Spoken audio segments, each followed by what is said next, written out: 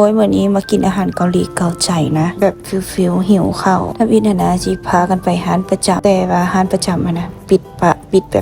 ปิดถาวรเลยว่าหิวแหงแล้วมีร้านนี้เนาะอยู่ทางข้างอยู่มานี่จนเกือบ5 ปีจนสิจบละยังบ่เคยเข้าร้านนี้จักเทื่อเพราะว่าหน้าร้านน่ะบ่คือร้านปิ้งย่างจักหน่อยคือร้านเหล้าร้านเบียร์นี่แหละว่าอีหยังโดนใจบ่ฮู้พากันสวนกันย่างเข้ามาร้านนี้แต่ก็คือได้กินในสิ่งที่อยากในสิ่งที่หิวตอนนี้เลยฟิลทุกอย่างในร้านก็คือเกาหลีเกาใจแฮงข้างในก็คือก็จะตกแต่งแบบคือซีรีส์เกาหลีเลยแบบที่เขาเห็นในหนังนะฟิลกินเลี้ยงบริษัทอีหยังสินะแล้วเนื้อแล้วซีนแล้วท็อป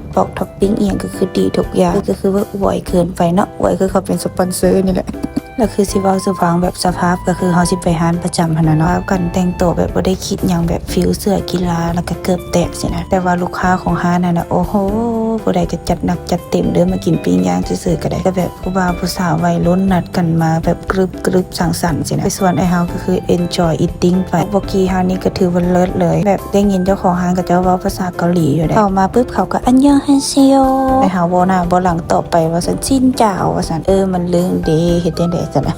เห็นอยู่นี่นะก็คือเลิศแฮงเพราะว่าทั้งหมดนี่นะเป็นบุฟเฟ่ในนี่นะมันจะมีทั้งเนื้อสัตว์อาหารทะเลและนอกเหนือจากนั้นก็คือแบบพวกซุปสลอดสลายแบบว่าเครื่องเคียงกับแกมนี่ก็คือหลายแฮงแบบทยอยมาเสิร์ฟแบบเทอละเมนู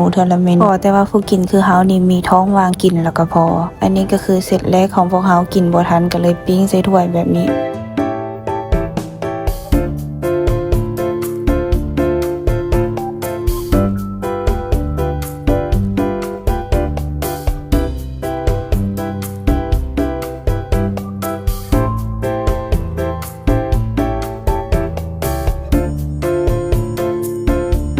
ความว่าหิว3 คนเฮากินน้ำกันนี้บ่มีไผบ่น้ำไผเลย และสิ่งที่มักที่สุดในตอนนี้ก็คือเอากิมจิไปจีฮ้อนๆแล้วกินกับหมูพันเห็ดเข็มทองแบบนี้ใส่น้ำซอสกระเจ้าเข้าไปอีกบัดนึงให้เป็นเดอะเบสเลยเพราะว่ากิมจินี่ออกไปย่างนะฮ้อนแล้วรสชาตินี่ก็คือเฮ็ดได้ถึงมักได้ถึงอันนี้ฮู้ได้เลยว่าเป็นคนลาวเฮาก็คือฮ้อนน่ะบ่ขายปากงามๆให้มันเซาฮ้อนเอง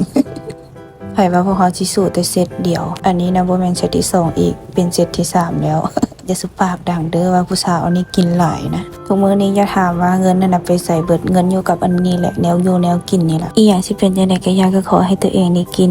มีความสุขในก่อนเรื่องเงินหมดหรือน้ำหนักขึ้นเนี่ยแล้วจึงว่าน้ำหนักไปลดเอาน้ำหลังเอาซะ เบิ่งแต่สีหน้าท่าทางแบบนี้ก็น่าจะเบิ่งออกว่ามักในการอีทติ้งซำใด